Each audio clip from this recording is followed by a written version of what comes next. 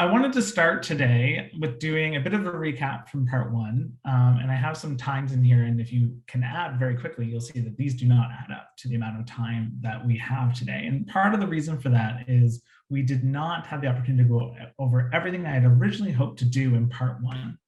And this is okay, because I left lots of room in this being a three-part series to wrap up those things on that last day.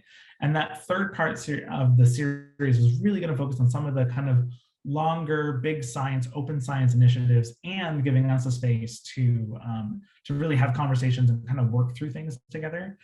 And so that, I think, not that any of that is not valued, but I feel confident that if we don't get to all the things today, then some of that stuff being in that third session will be absolutely fine. And so today I'll start with a very quick recap. There's a few people that are joining us today that weren't there live on the part one session in November, but have had access to the resources that we made available online. And then I'm going to finish off the last little bit that kind of aligns with the parable that I talked about in November, that, remember, we cut that a little bit short. And so just some of the pieces of kind of interacting with Git and version control that relates to that part of the parable. And then I'm going to dive into kind of the next part of the parable, which is on just distribution of work and collaboration. And then we'll tie in to make sure everybody has a chance to actually connect their accounts to GitHub with their computer, have you all break into pairs and maybe virtual or breakout rooms and do a little bit of collaborating on a shared repository. And then I'm very doubtful we'll get here, but there is a little bit of extra padding in both the remoting and the collaborating.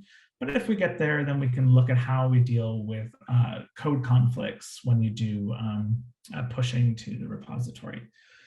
And then next time we'll be coming back to finish off the parable, which just finishes a few fine details, things like how you actually use a version control to be much more, say, hard drive efficient or storage efficient, which up until today we still will be kind of ignoring because we're not using such large repositories that's a big incentive. And so just a reminder of some of the resources for today's session. We're mostly going to be following along again with the Software Carpentry tool. This is there, that it's a tool that you can always go to yourself and kind of work through some of those examples and some of the kind of exercises. I think the benefit of us doing this together is sometimes we just have questions on the fly, and it's nice having kind of a forum to ask those questions and see this be done and get to follow along. And so I encourage you guys to be doing that along today. And realizing I should have my chat kind of available. And I sometimes find like Unix, having a little bit of familiarity with it or with like command line terminals is useful. It's not absolutely necessary, but I think it is the forum that I'm going to be engaging with Git today. And so it can be useful. And then you should all have Git installed on your computer and have made GitHub accounts. And I know that Max sent that email out just about 20 minutes ago to just encourage you to have that if you didn't already set it up for the first part. And so before we get going, I want to just do a last call or option for questions in the chat, or just feel free to unmute yourself or whatnot, or anything that we covered in part one that you realize you had a question after the fact.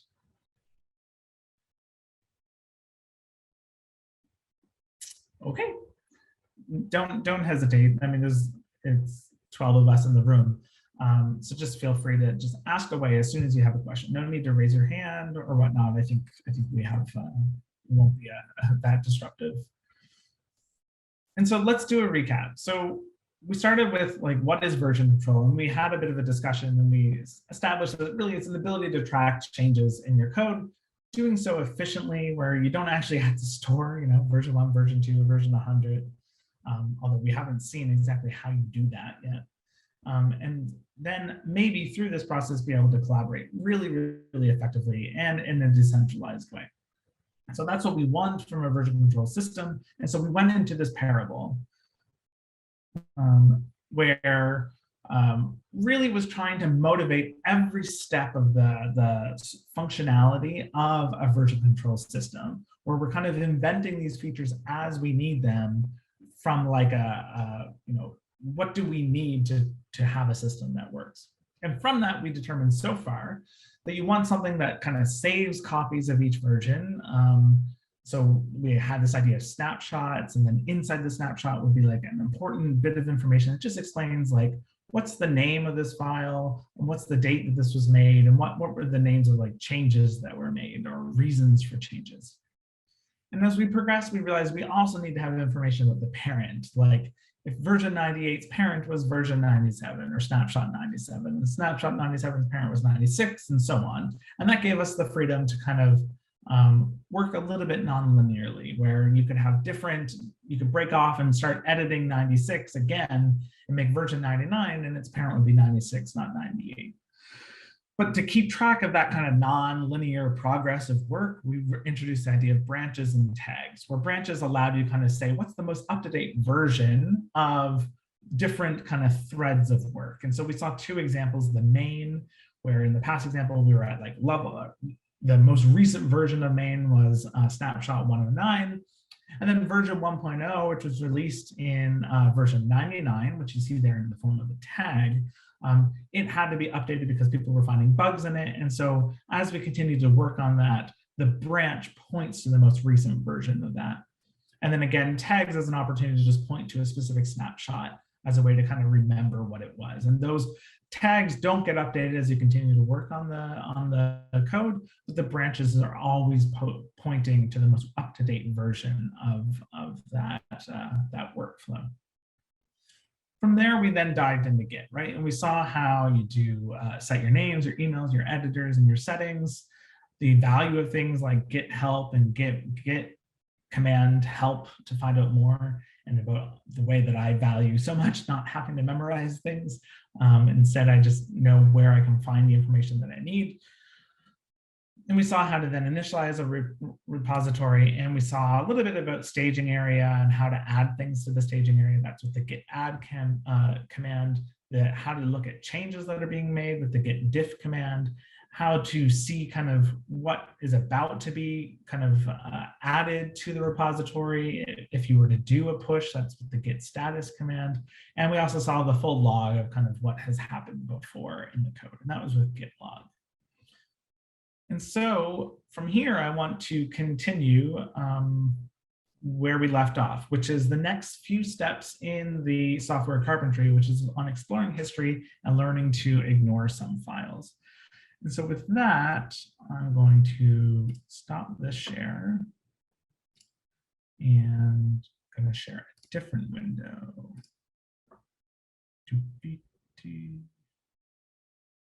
Sure, we'll do this. Okay, can everybody see my screen okay? Yes, we can. Perfect. All right. Ooh.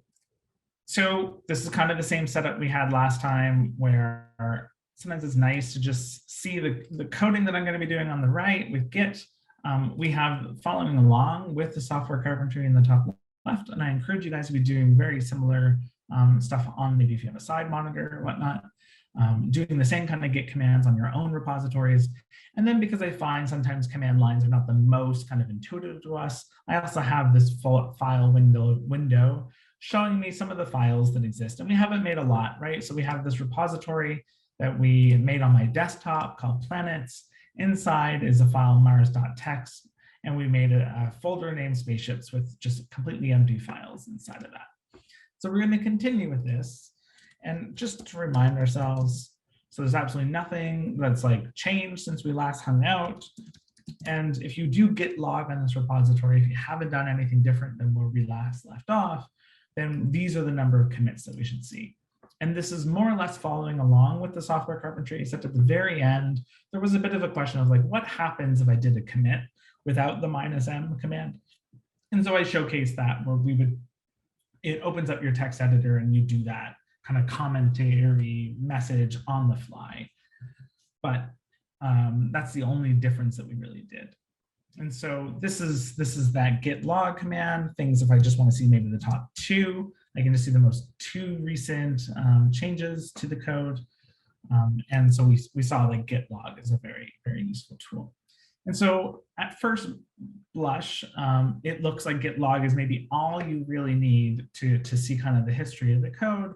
And we saw git diff to see what is, if I make changes to mars.txt, for example, and I want to see how do those changes compare to the original kind of what's staged or what was previously committed, then git diff seemed to do the job. What else do we need to know for exploring history? And of course, the number one time you would need to be able to answer this question is maybe you've done any kind of Google Docs or overleaf, is if somebody mucks about with your code, you want to know who to blame. And so sometimes it's good to know, like, well, when the heck did this change happen that I'm angry about? And so this is where maybe exploring history is going to be useful. And so we're going to continue by doing changes to mars.txt. Somehow, I remember Connor had originally thought about making the world burn, but we'll get rid of the addition that I did about me. And so we're just going to put this now in line with what's on the Software Carpentry. We've deleted that line. We've added an ill-considered change, which, clearly the Mark wants to see the world burn. It was an ill-considered change. And so at this point, remember git status, it's going to show us we have a modified code, but this is not staged for commit. So we saw this a lot last time. And we also saw git diff, that not get. The git diff allows us to see kind of what is the difference between the code as it is right now and what's staged to be committed. Well, there's another option you can do with git diff, and of course, I go on the right get now. The full list of commands you could do with git diff are always available to you if you just do git diff help, and it shows me all these things. And so there's lots of different options for this. And we're just going to be showcasing just a couple of these right now. You're not seeing the prompts. Is this on? It must be off the screen. Now I am. Yeah, I am now. I wasn't for some reason. Was it like, what about, I think I know why it's. There I see it now, yeah. Do you still see it now? I see it now, yeah. I don't know, maybe it's, no, it's me, sorry. Okay, I'm just trying to maximize my screen, but it is right at the bottom. So I can bring it up a little bit just to make sure. Oh, somehow I'm now starting a FaceTime call. Let's try to bring that. No, I think it was me, thank you. Okay, so we're gonna move ahead and do this command. And so suddenly we're adding this head as kind of a command after diff, or an argument after diff, but before mars.txt. And if you remember, head seemed to be this special name that was always pointing to where the most recent version of the code is. So remember at the end of the branch file, this extra file we had to make in our parable that always tells us what's the most recent version of a branch. Well, head is pointing to that location, always the most recent commit on the branch that you're working on. And so we're going to use that to our advantage. Apparently we can pass it in as a first argument to diff and then give it a file's name. And apparently I am going to be horrible all of today saying get instead of git. And so it seems like we're getting the exact same difference we did before when we didn't have head. There's a small nuance about why this is. And this is, so what this is doing is saying, I want to compare what is different between what is a current version of the code and what was committed in the last commit. That's slightly different than what this is when we don't pass head as an argument, where that's the difference between what's staged right now to be committed and what has been edited. And because we made these changes and didn't add them to the staging area, the difference is the same between them, but it is a slightly small difference. Now, there's an extra command you can do, which is, or an extra little flourish you can do, which is, so what if I say, well, not the most recent version, but the one before it? I want to know, how does my current version of this file compare to not here, but here? And the way you can do that is using this relative command, using a tilde and a 1. And basically the tilde is almost like a subtract, like use the head commit -1. So the time before that. So when the second to last, this commit right here was committed, compare that version of Mars.txt to right now. And here you see that whereas before I deleted not Mark wants to see the world burn and added an ill-considered change, here the difference seems to be only added an ill-considered change. And I can showcase why that is, but you might recall that what happened in this very last commit was me making that specific change. So it's like in going to head, I added this line, and then in going to what it currently code is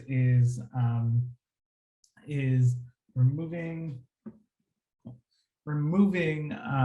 that line and then adding this ill-considered change. And likewise, I can go back even further if I want to go -2.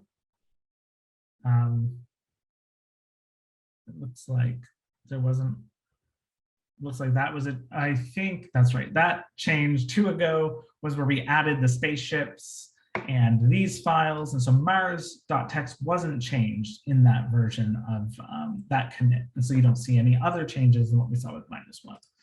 And so this is just to highlight that you can kind of see these different versions of the code between now and different times. There's another command. Yeah, I'll do this first. So there's another command that you can also do, which is show. And what that lets you see is what was specifically changed in that commit about this file. And so you can see that in making this commit, this head 4, we added this specific line, cold and dry, but everything is my favorite color. And I'm using a slightly different reference than what they're using, so we're getting slightly different results, but you see the point. But the added on top of this is you get the information from the commit itself. So it's like, here's the whole commit bit. We have the commit number, the date, the information that was said about it, who did it, and their email, and then also what the change was made. So get show can allow you to see kind of really what happened and who's at fault for that particular time. And cool. So before I go ahead, there's something else that's really, really useful, which is sometimes you want to kind of not maybe just see what's done in that commit, but see what changed about a file between commits. And so there you add the ... and then we'll do 2. And what this is saying is like, take this commit, so 4 before head, up to 2 before head, and show me what changed between those 2 kind of time points for this file. And so, and the ... is like kind of like a going up to. And this is all kind of really important. Obviously, it's like a bit of annoying syntax, but the reason for the ... and all this is then read by Unix as a single argument. And then Git knows how to parse that. If you added spaces, it would have to have a little bit more, user-friendly interaction of being able to understand kind of human jargon. Instead, this is this nuanced way that we need to say these. And so then you can see between 4 commits ago, or actually I guess that's 5 commits ago and 3 commits ago, these are the changes that were made to Mars.txt. I actually don't need to put a file, but apparently I do because there's only one change is Mars. But if I go from 4 times ago all the way up to the last commit, you can see a whole bunch of changes. So this is now saying on all files, the entire repository, not just Mars.txt. And so it's saying, okay, well, there's a difference between the file Mars.txt 4 times ago, which is kind of given the A, and now, which is B. And these are the changes that were made. But there's also a new file that was created called Spaceships. There's a new file called Spaceships Apollo 11, Apollo Sputnik 1. So here you can see all those differences. Now, last but not least, if I go back to git log, I'm using this head, head -1, head -2, head -3, head -4. You could also just use this string of letters. And in fact, you don't even need to use them all. I think we saw this last time. I can just do git diff. Typically, if you use the first 7, that's enough to typically not have it doubled. You actually don't even need, you can use as few as you, wrong order if I do it that way. Let's just try like 8BF. Let's see if it works to 932. Yeah, so apparently it does need a certain minimum. I'm just going to be pedantic about this and see just how many you need. 932C. That seems to be enough. So apparently it wants a minimum of 4, and that's enough for it to be like, okay, you're talking about one of these commits. It is possible, if you use too few, even just 4, that another commit could have the first 4 characters the same. And so it'll give you a bit of a complaint saying like, I don't know which one you're talking about. And in that case, you just have to use more and more. And so this is kind of doing the exact same thing as my git head diff head -4 to hit my head -2, although that would be 791 by the looks of it. 791. And here's the difference that we were seeing before. So this is I mean, git diff is really, really useful for just being able to see these differences that have happened in the code. So any questions on that? Anybody just testing things out on their own or want me to showcase a particular example of this?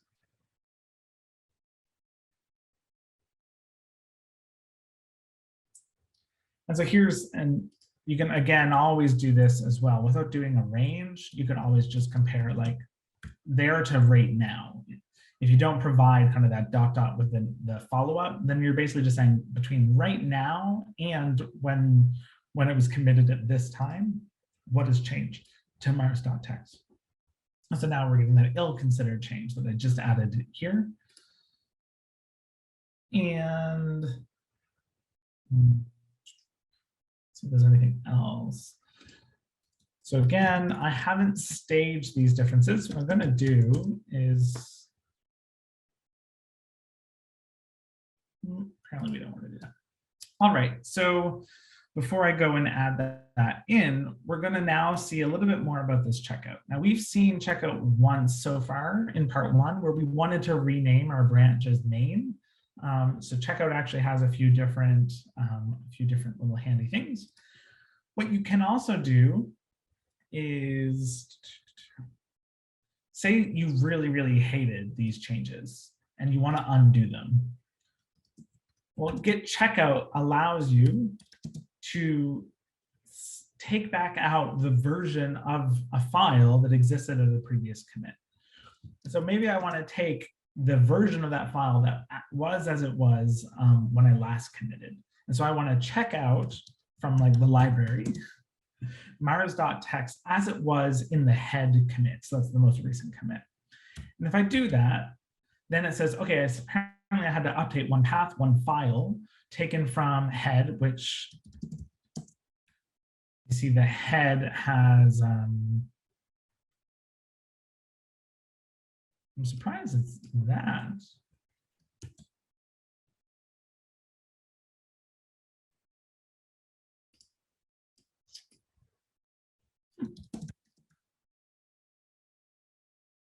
Okay, then I know what that is. So my guess is this, and we'll talk about this in part 3. My guess is that's the hash that's actually tied to the file itself. That would be my guess, but I actually don't know for sure that that's what that is, but I have to guess that's what it is, and that's going to come up in part 3. So what did we do? Let's do git status again. Remember, we had made changes. They were unstaged. We saw those differences if we did git diff. I now checked out Mars.txt as it was in that last submit or commit, and now apparently there's no changes to be made. So basically what I've done is I've reverted the file back to the version that it existed in when we last committed. And I'm going to just to be a little bit Just now it's going to be the exact same file as what's on Software Carpentry, which I just think could be useful. So I do that git diff. I see that's the change I made. I deleted that line. And then we'll do git status. Okay, it's an unstaged change. So we're just going to git add mars.text, and then we're going to commit it. Fixing, so it, typos are fine in commit messages, but oh well. Fixing mars.text so it matches Software Carpentry. All right. So now we're in agreement here. And now, so he's checking out this version of the code. That's not going to match mine. So here, maybe I want to go back to this version. Hit checkout here, mars.text. I probably didn't go back far enough because there's basically no difference. I chose the exact wrong one because between there and now, there's absolutely no differences between the files. So let's go a bit further back. Let's use this one. No. Okay, so saying there's one difference that's been made. And let's just check what that looks like. So apparently I've lost all that work that I did. I'm still in the same, like the commit structure hasn't changed at all. But look at this. So it sees that there's a change. It is staged. I'm a bit surprised by that. Yeah, so notice that the changes are currently in the staging area. And so basically what it's saying is it hasn't like reverted the file. Like you're still the current version, you still have the commit history. If you want to revert to this change, you'd have to commit it and that file will go back to that earlier version. And so maybe, actually I didn't, this is all fine for seeing what the file used to look like. If I'm actually unhappy with going back in time, I want to save or maintain the most recent version of this file. Maybe I'm going to just check out back from head, the most recent version of this file. And now when I look at mars.text, I see it's all there. And if I do git status, there's nothing to commit. It's the exact same version of the file as is in the most recent commit. And so there's nothing to be contributed. There is a warning. And so we've been doing this git checkout using an identifier or head -1. You could do anything you like in that regard. And then we've been using a file name. What if you didn't give it a file name? So let's just do it. Checkout.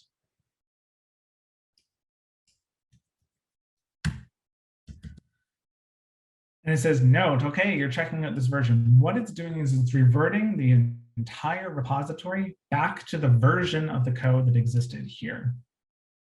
And so if I go git status, it's like, whoa, your head is detached, nothing to commit, your working tree is clean. It's because it's actually kind of reverted my head. Nope, let's do that. You actually don't even see all the commits that you had before. You really have reverted the code. Those versions of the files still exist on your computer. You still have the ability to look at them, but they're not kind of seen through the whole Git repository. That history isn't available through the normal channels. And so you get a warning like this, you're in detached head state, you can look around, make experimental changes, and you can commit them. And these would almost be like making new branches. You just haven't named a branch yet for what you're doing. So typically what you'd want to do is like, okay, git checkout -b, and then maybe experimenting from old version.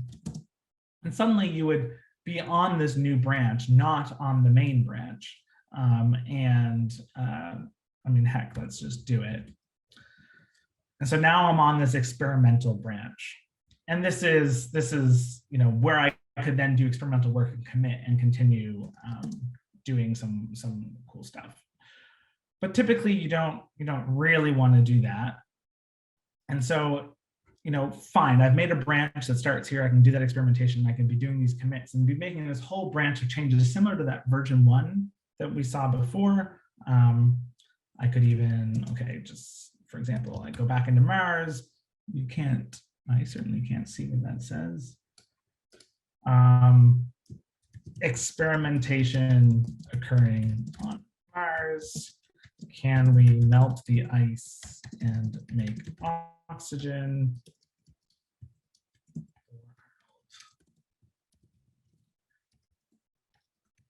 So I see there's, the normal stuff. So I made a change. I'm going to add it to the staging area. I can commit -m, preparing for total recall. And it's all there. But this is only on the experimenting from old version. The nice thing about, and I can go get working away, and then I go like, well, wait a second, I still did want to continue the work I was doing originally. And then this is where, not -b means I'm making a branch. Main already exists. So I don't need to -b to make that branch, but I can then switch to it. And so now I have all my code back the way it was before we made these changes and went back in time and started preparing to go to Mars as a secret spy.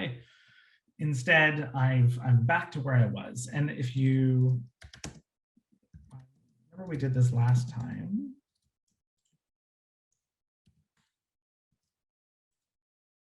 I'm trying to remember exactly how we did it.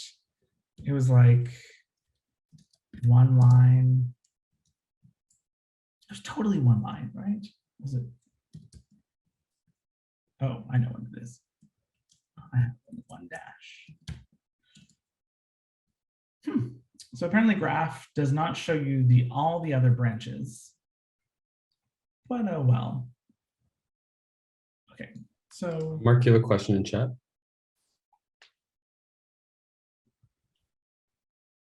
Right, checkout is like uber powerful. It does a lot of things. So the question in the chat is, sorry, just could you clarify the command that changes branches and reverts to a previous commit are the same? And indeed they are. Checkout is a very powerful tool. It really is like the way that you interact with the history and with the entire kind of graph of versions of your code. You can really think about it as the entire version of the code, all the different files, all the different branches, all the different tags, they all live within the library of Git. And the way that you interact with that library is with the checkout system. So and there's specifically South by Southwest. Software Carpentry talks about that exactly next, where there's basically like a librarian, and Git is the librarian, and you use checkout for interacting with that repository.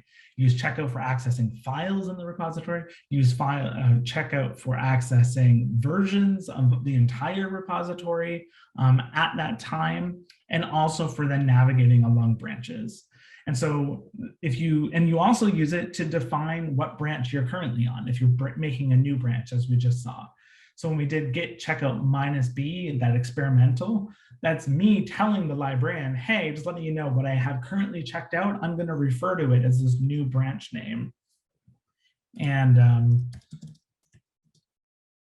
so here you can do git branch if you want to have like the librarian tell you like, what are the names of the different branches that you have? Here it shows me those. And so it tells me I'm currently on main, and this is that other branch that you made. And so absolutely, checkout is the command that lets you interact through that entire space. Does that answer your question? Or is there anything, any like follow-up questions or anything that's confusing about that?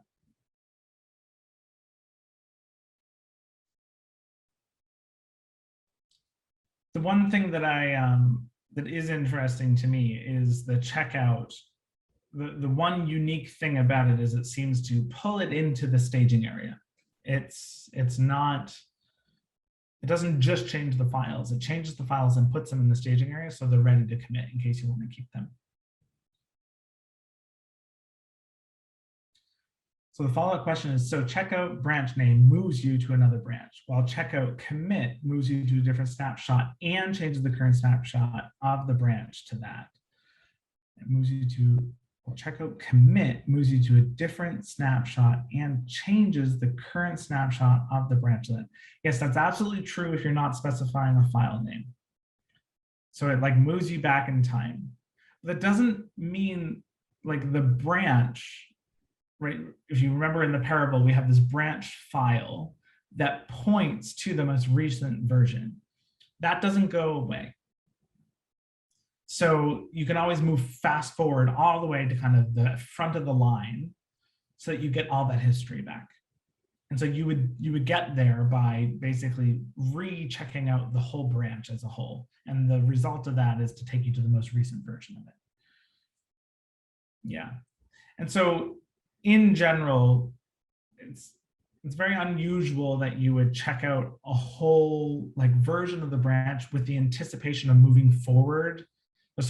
Checking out a whole snapshot of a branch with the anticipation of moving forward while living in the same branch. You would usually only want to be doing this with one file at a time, or you want to do it as like this is the last time my version of the code worked. So let's check it out and make a new branch. Like this version seems to still work. That's your new branch name. And then within that space, you could try to maybe slowly implement the changes that you're doing on main. And maybe once you identify the bug, there's a few different ways you could kind of think about that workflow. You could go back to main and fix that bug, and then maybe it's all done. Or maybe it's so festered within your code that the new kind of offshoot of this version works is like, this is what I want the actual version of the code to be. And so you could rename main to be like broken old main, and then rename this is the code that works to main to kind of like fix that over. And that is, I mean, that really is like diving into one of the #1 reasons for version control, is it really gives you all that history, the ability to quickly go back in time, and really, really good code development. If you're doing an extensive code with lots of collaborators, you would have some form of basically a test, some kind of test suite that you run your code on every time before you do a commit. And if it doesn't pass this code test, it doesn't give you the exact same results, then you know that something has fundamentally changed in your code. And so you can go back through time and actually see, as part of your kind of repository, how has my code been faring on these tests throughout time, and identify what is the last time my version of the code was passing this test fully. And so that can be a very effective way for you to then know where you want to go back to if you need to fix some bug that has crept into your code. Or, it's not just code, like maybe you're doing a paper, and of course, Overleaf is very good now at doing collaborative manuscripts, but I've been in collaborations that they choose exclusively to do their papers through Git. And you notice that like, whoa, somehow a figure's been missing. How long has it been missing? You find that last time it was there, you revert to it. Now you have, probably with the figure there, you have the really awesome text that went with explaining that figure. And maybe what happens, you decided, we don't need the figure to like motivate this result. We can just say that we did the work and it's there. So save that kind of the text then forward time and put that text back in the manuscript. And so this absolutely is useful for not just software development, but any kind of file development. Cool.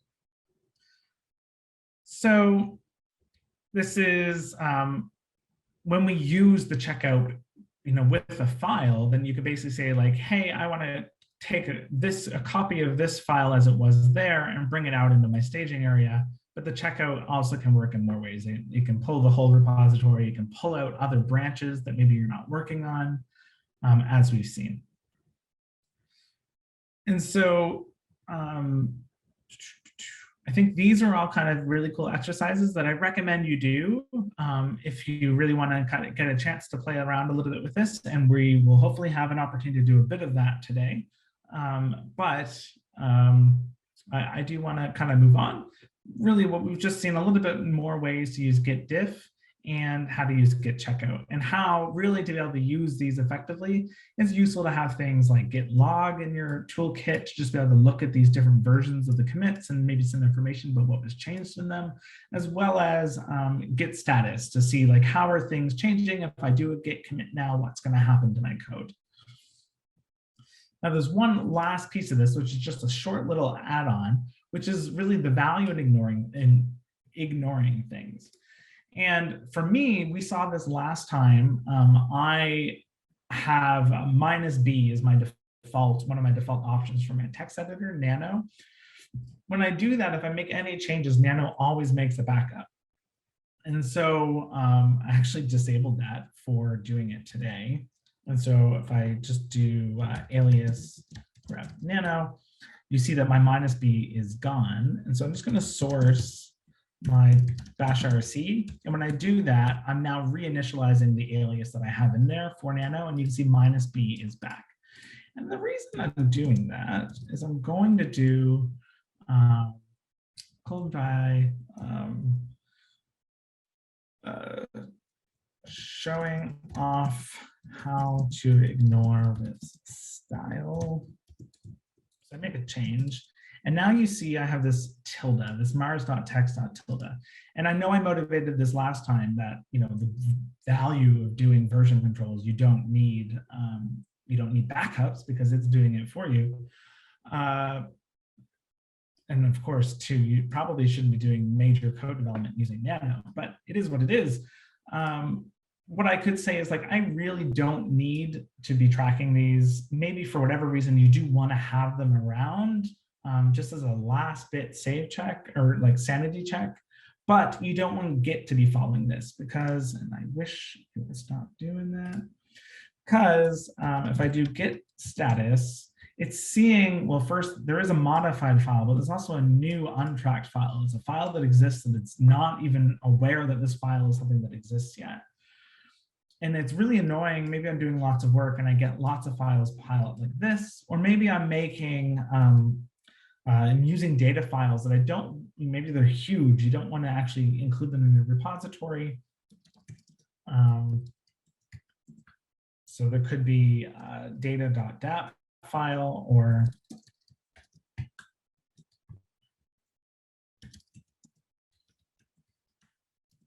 so I've made all these files .dat results, and if I do git status, you see all these are there.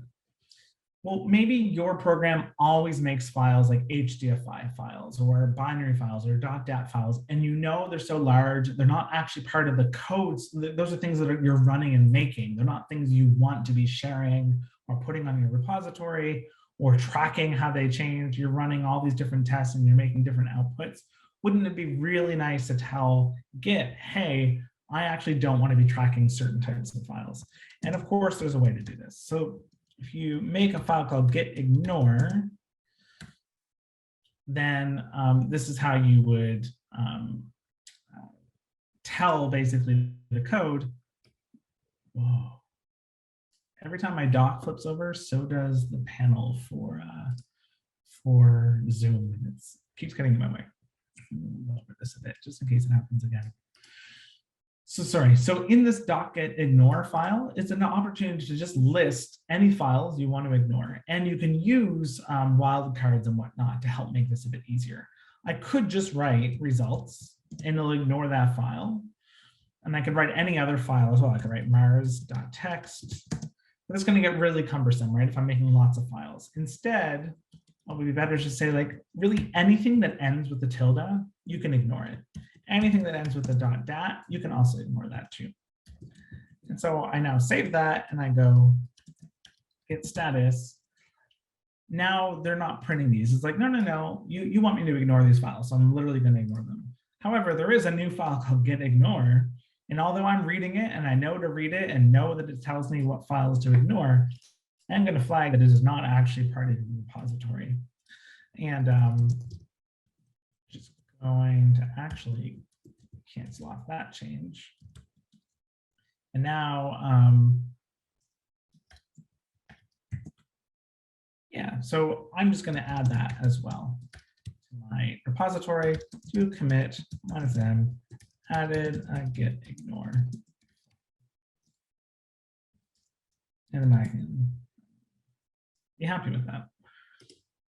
Okay, and so what if I actually try to do git add? Let's just do this. So if I try to add a file that by default is going to be ignored by Git, it actually throws a bit of an error. It says the following paths are actually ignored by your git ignore file. So you've already told me that you do not want to track this file. So if you do want to use it, just add a -f as an option. So like git add -f basically just forces it forces the Git program to actually track it. I don't actually want to do that, so I'm not going to, but that is how you do it. Last but not least, you could ask, like, what are the files that would be ignored if when I do git status? And then there it tells me specifically the things it is actively ignoring. And so these are its ignored files. And so there's a nice, easy way to see what that is. What's worth noting is, I made output.dat, which you would think would be ignored because it's .dat, but it's actually being ignored full stop just because I've told it to ignore results. Like I could just do testing.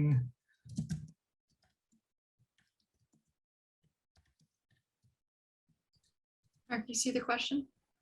I'm seeing it now. Thanks for the heads up. So even though I added something that wouldn't be ignored, because it's in results, it continues to be ignored. So question from the chat. My question is about the merge and make changes there, and other colleagues make changes. So the merge is a very good question. We're getting towards that. We're going to be taking a little bit of a sidestep to get there to really motivate that. What is the way to merge mine with the master branch? So we're gonna answer that question eventually. So is it okay if we hold tight on that for now, or is it really pressing that you need to know how to do that? So, okay, cool. I'm gonna take that to mean that it's okay to put that off a little bit, because at this point I want to get back into a little bit of the parable before we then talk about exactly that, collaborations, working together, and then the ultimate merge errors and conflicts we might have, as well as how do you do basically a pull request, which is where you pull in developments that you're doing on a side branch into a main branch. And we're gonna see exactly how to do that. I'm skeptical we're gonna do it in the next half hour, but we're gonna try. So let's get going. Yeah, no, it's a fantastic question. And I feel like it is one of the main questions we're like working towards, but I do want to like take the time to get us there so that we're on good standing when I go and explain how to do that. So that again, it's really well motivated within the framework that we set up. So I'm going to stop sharing and I'm going to start sharing.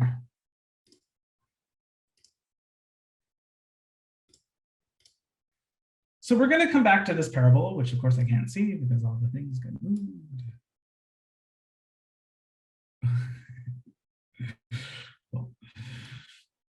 So we've already kind of seen this. We have our working derive. So remember, this is very much motivated by somebody that's kind of creating their own version control as they need it. They've throughout this process, they've realized, okay, they need to have kind of a place where they do their work.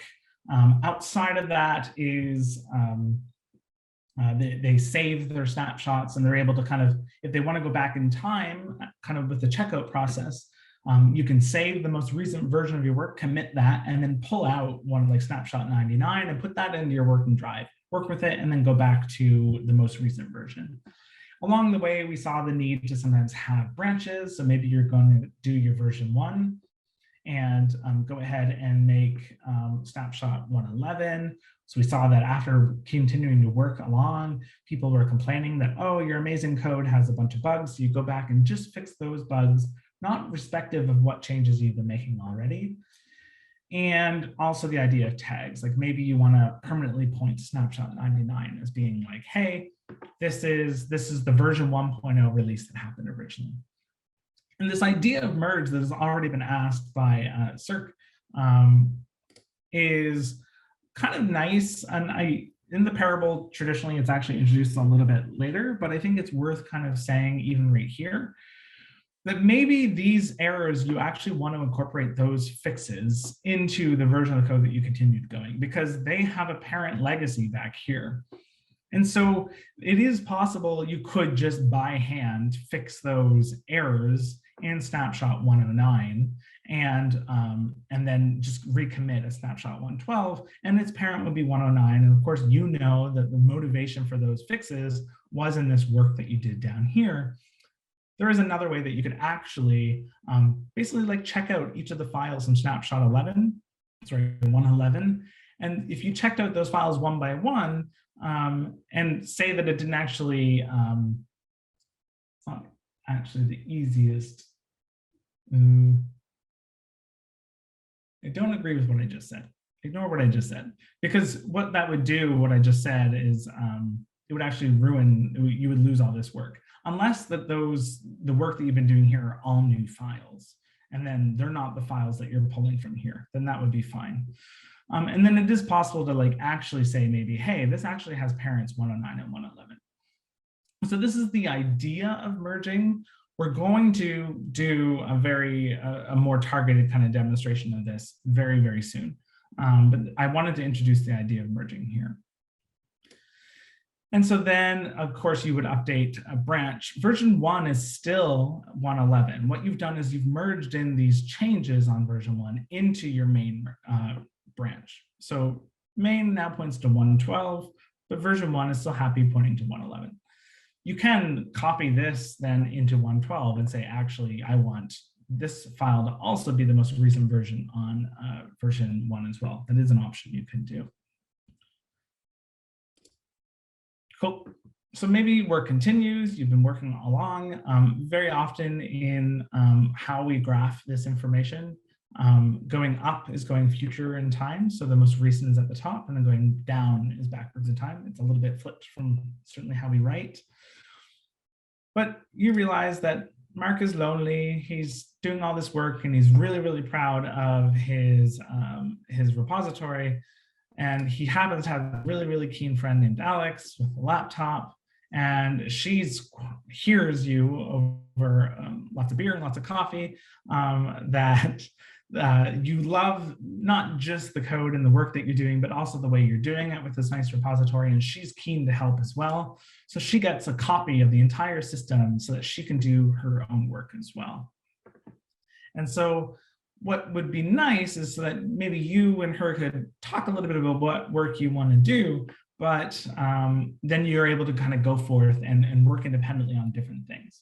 Now, if you know Alex like I do, she really, really likes to travel, and it's not enough that she's going to be here nearby where I can always ask her how she's making out. She's going to be going for long periods of time to places like Guatemala to get nice coffee and nice food. And for lots of time, she doesn't have internet. And so that's totally nice. It's fine. You know, she can continue to work away without the internet, and things seem to be fine. She loves the version control. She doesn't need the internet to continue doing her work. She has the whole repository. And of course, she comes home every now and then. And when you do, she has internet, and we're both in Kingston. And so we're talking, and I want to like get the changes that she made. It would be nice to just copy all the new files that she's made onto my computer, and bam, we have a problem with the version of this version control we've been doing so far. And what are those problems? Well, one issue is, since we both started at one snapshot 140, when last maybe we're both working off of this branch. Well, we decided to keep calling snapshots the same name: 141, 142, 143. Alex, I see you. Thanks for sharing your video during this reference to you. But now I want to copy this over, and it's like, well, wait a second, like I already have a snapshot snapshot 141, snapshot 142. I also, so far in this system in the parable, we haven't been including our name and our author email. And so, again, going back to we always want to know who to blame when things go wrong, we need to update our system. So going forward, we're going to do two changes, really. We're going to start adding kind of the name and email to the information that we store relating to every file. So now I can tell who authored what. And then we're going to do a completely different approach to names. And so we've been using these commit names whenever we dive into Git, and you've been seeing them, but just a little bit more information about where these are coming from.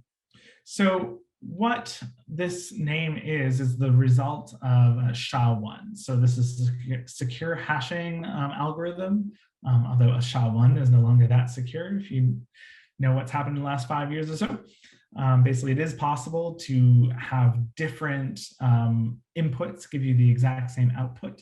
But the idea here is by taking all the information in the commit message, so the author, their email, the date, the message that goes into it, and their parent information, you use that, you put it into this algorithm that basically can take unlimitedly size, so you can put in as much text as you want in a string, and it outputs 40 character hexadecimal number. And that is what this function does, and that's its hashing code. It's almost impossible to take two different messages and get the same output. It is no longer impossible for SHA-1. People have shown examples where you can do this. But the nice thing about this is, well, no two people, no two files are going to have the same commit message. Like, you're never going to be committing at the exact same time with the exact same name and the same email. And so this is essentially guaranteed to always give you a unique identifier for that file name. And now I could literally copy Alex's file over, and it would essentially be like a different branch that would exist on my file system that has its same origin as 8BA34441B. These are, because it has the same hash name, like, it's literally the same file, because it's impossible for it to be the same unless it's the same file. Impossible, but that's for the sake of all discussion today, we're going to assume it is impossible. And so it ends up being just like Alex's working branch. And so we've now kind of fixed this nice way, and then this nice way of collaborating and at least being able to take people's files as they make new files and having all of them. This isn't dealing with the idea of merging yet, but it's getting there. And then the other highlight is now the parent name is going to be that code. And so very uniquely, this file, this is the information in that about that file, that's its parent, that must be this file. It is a unique signature. Cool. And similar to before, you can merge these differences. And so ideally, you are working on different things. And so basically the git merge Git monitoring the changes is usually pretty good at doing a merge when it notes that basically there's two different parents. And so you can just, once we're doing a collaboration, and we're about to dive into that right now, when you do what's called a git pull, Git will see that, hey, this file has been changed both in this version or this branch and this version of the code. And as long as like the exact same line isn't like touched with, changed, then git pull will effortlessly merge these two files. If there is an error, then you have what's called a conflict, and we're going to probably address that at the very beginning of the session on January 17th. Okay, and so what if there's a conflict? Exactly, we're going to talk about that probably in a little bit. I don't think we'll get there today. And so version control 3, we're going to maybe explain this, expand on this. I think given the time, we're also going to be getting into that whole conflict. And we're going to explain how you do just one little tweak to this whole system where you actually don't need to have copies of files in all this storage, all these snapshots. Instead, you can be much more effective at saving versions of files without having to make copies when things haven't changed. So I said January 17th a second ago, I meant January 19th, sorry. And that's why it's good to write things, because I'm not good at memorizing things. So just before we then dive into actually seeing some of this in practice, I wonder if there's any questions right now, just kind of with the parable, maybe not so much about how you do it with Git, but maybe more about like why you would want to do it, or why some of these changes were, some of these ways of implementing the change was done.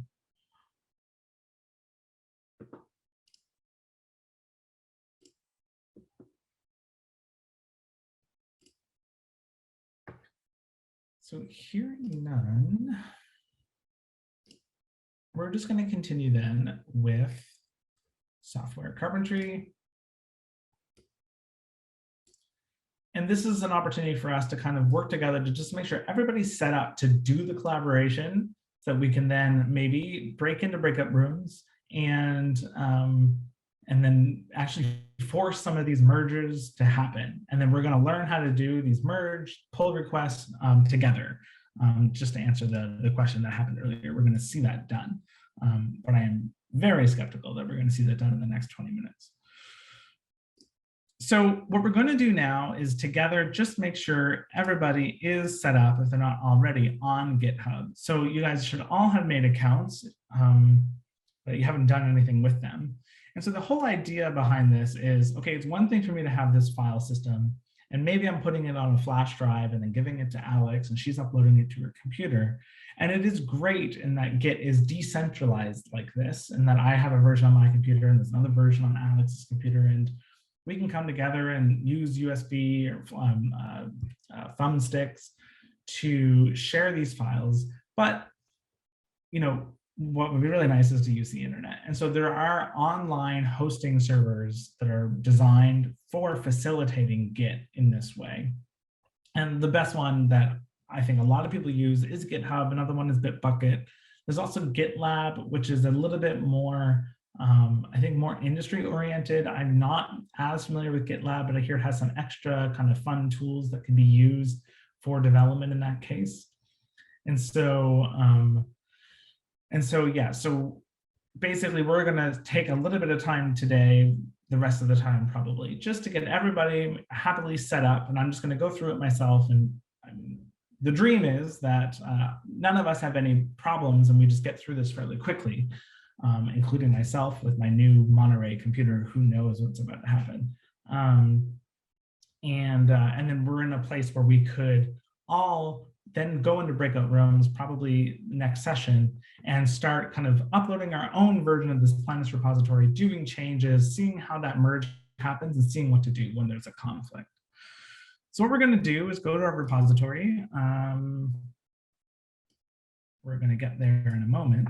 So I'm going to go new repository, and let's just see what we're supposed to do and see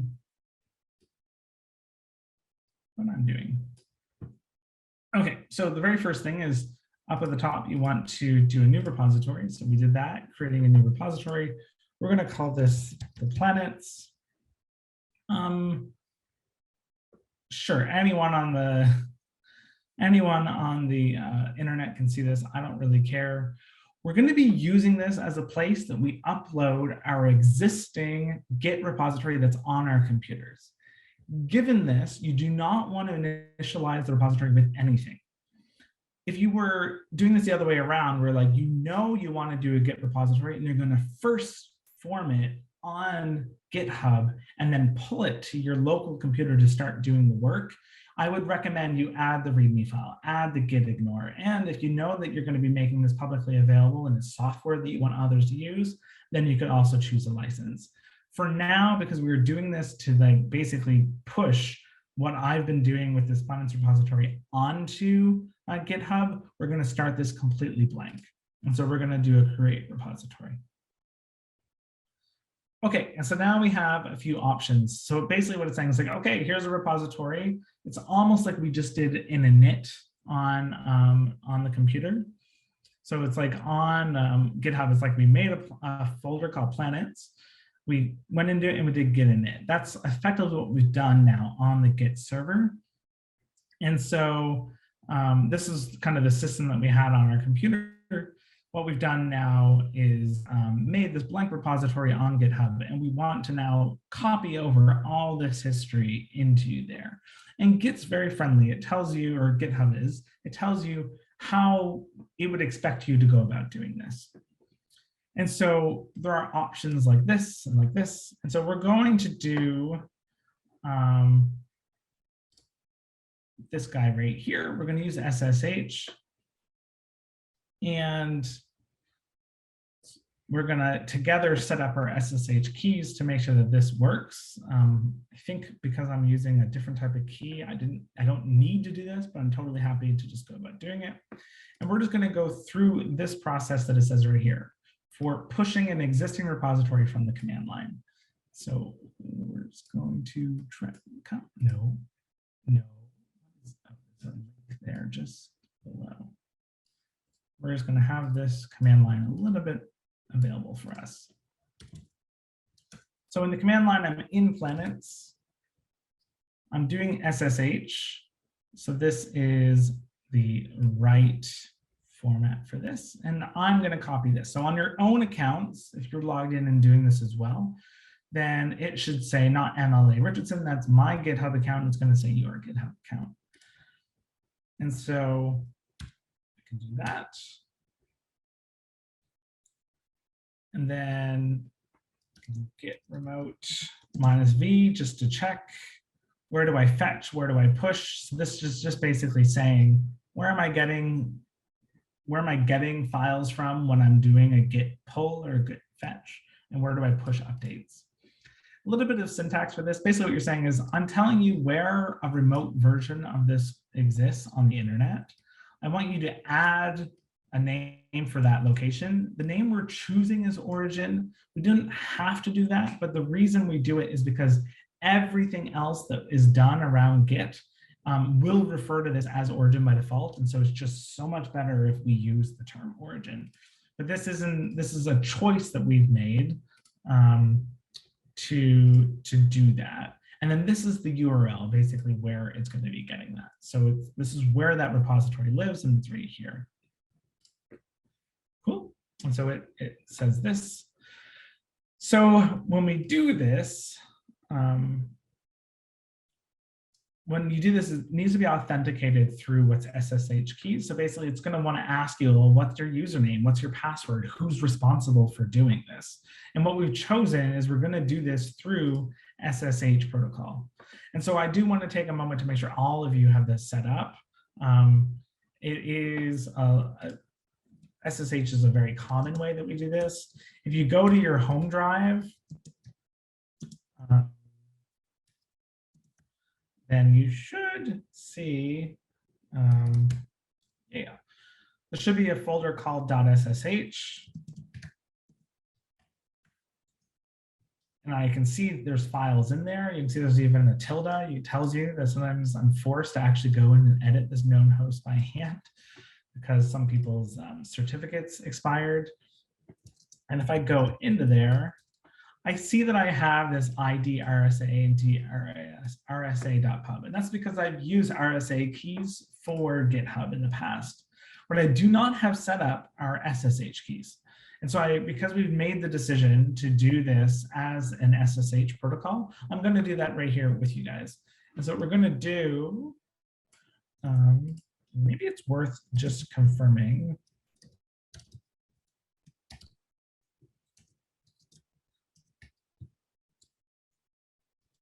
If I remember, okay, wait a second. Right. So if you remember, I have a git config file that we are setting when we do our git config, when we first set up Git on our computers. And I just wanted to make sure that what is the email that I'm currently using, because I'm sure like me, you have lots of different emails in your life. And so when I do this command, I want to make sure I'm using the right one. So now this ED25519 is basically a type of protocol. It's one that's accepted. I guess really, really old computers don't do that. And so if that's the case, then you can use an RSA key. And the reason I'm actually looking forward to doing this is my RSA key that I set up is using a local address for my computer rather than an email. And so it's exciting for me to just update this to have the proper address. And yeah, that's fine. So basically when you do that, it says, okay, I'm going to generate a public private key. This is the information it's storing. What is the file in which to save the key? Well, I'm going to just do the default value, which is that. That's where the private key is going to be. It's at this point that I choose a password.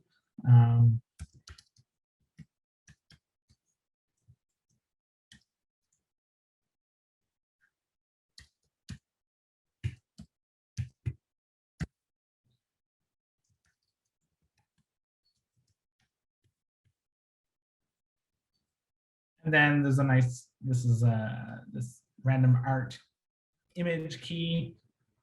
And then this is the public key right here. So this is something that I can basically tell everybody in the world that this is the key. And what that means is with that, they're actually able to confirm when I log in with my private key to certain places. So it's like a nice, one of these kind of handshake protocols that allow you to authenticate that you are who you say you are.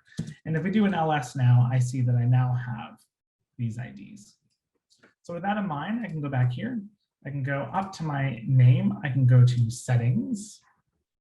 Let's just go ahead. Right, just to showcase this a little bit. So if you do SSH -T, it'll tell you, you might actually have to, the first time you do it, you'll get this bit of an error message. I did this yesterday, just playing around and just confirming that you want to continue. You can say yes and yes. And then what it will tell you is like, actually, no, this doesn't work because you've not authenticated, you've not told GitHub your public key. And so we have to do that. So if we go to settings, we go security and log, no, we go to SSH and GPG keys. So I go new SSH key and computer alias connect SSH, sure. And then I put in my public key here.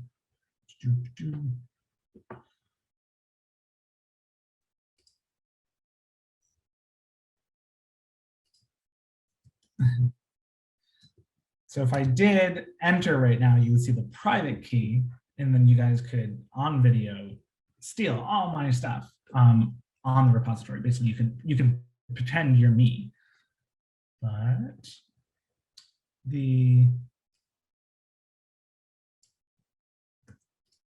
now I can just copy and paste exactly what's in there.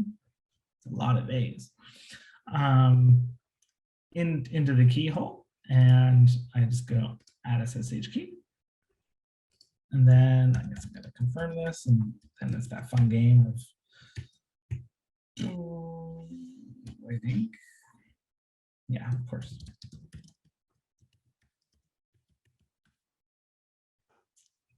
So now I do this, and it's like, okay, tell me the passphrase. So this is, what is that passphrase I set when I made the key? That basically serves as my password. And when I do that, it's like, hi, I'm Richardson, you successfully authenticated, but GitHub does not provide shell access. Basically, this is a nice way of just testing that, hey, my SSH key is being recognized, but there's actually no other purpose that I'm trying to achieve. I'm not actually trying to SSH into GitHub. And so for each of you, if you've gone through and done this, then you now are in a position where you can interact with your GitHub repository. And so did anybody that was doing that as we went along have issues achieving that?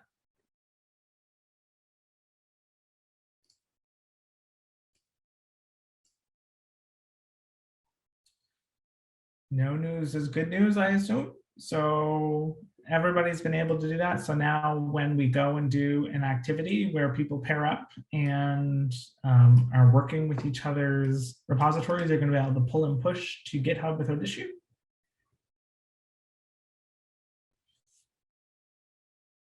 Very good. You guys are all awesome. I commend Software Carpentry for making directions that are easy to follow.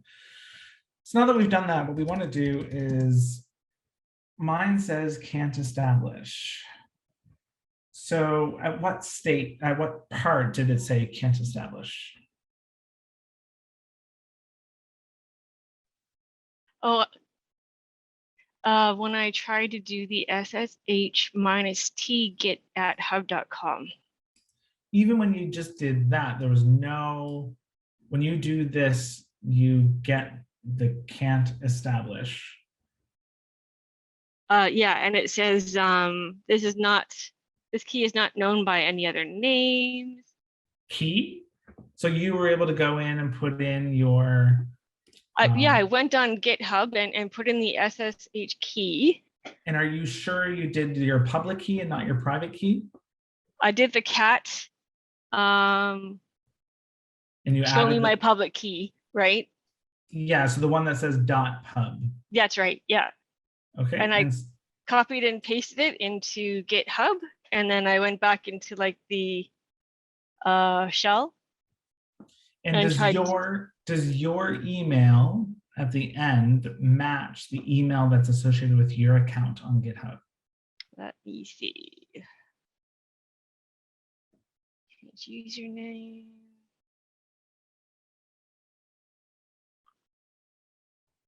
Can I see email under settings? So I think under my account, I can go maybe profile. Oh, emails, here it is. And so public email.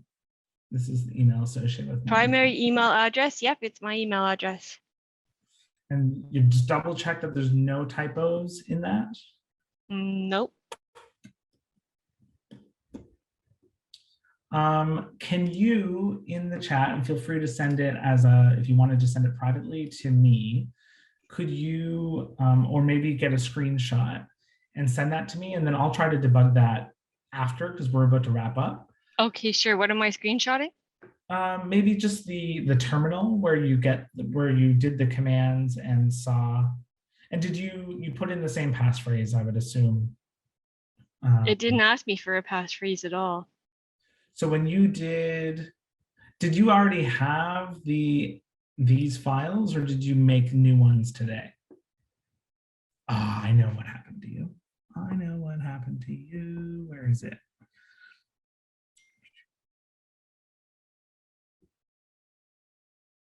This is something that can happen. The fact that it didn't ask you for a passphrase, it's addressed here, and I just forgot to confirm that with you guys.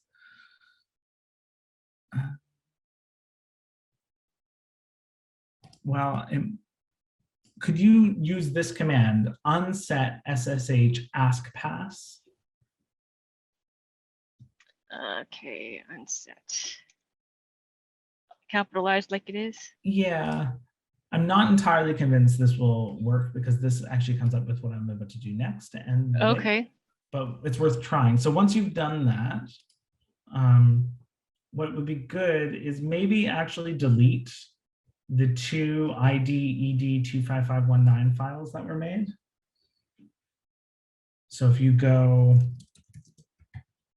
although this assumes, if you do ls-l ID ED 2559, these both have today's dates on them. You made these today. Okay. So can you confirm that? 25519 asterisk. That's an ls-l, and it just lets me see the date that they were made. Yep, they made today at 3:31. So then maybe it's worth removing them. So you can remove ID star and then do the directions again. And then this time it should, when you do the SSH keygen, you do this line here with your email and just making sure that that email again doesn't have a typo. it should ask you for a passphrase, enter passphrase, empty for no passphrase. And I do recommend you do a passphrase.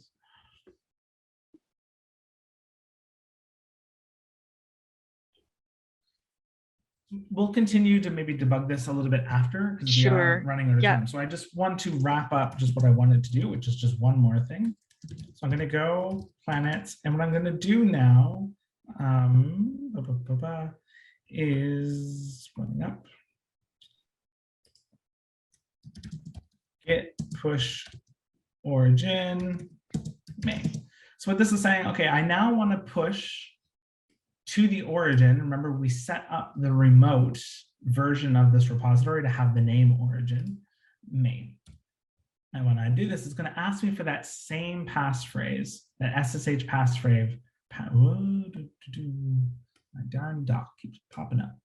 That same passphrase I did there. So this is not the password I have for GitHub. This is the password I made for this passphrase, or this this SSH credential. So there. And so now if I go here, I've pushed it. And I'm just going to go home, and I see there's this planets. And now it says that it sees all these changes I made, like the files I made last month, and all these files I just pushed to this local repository from my computer.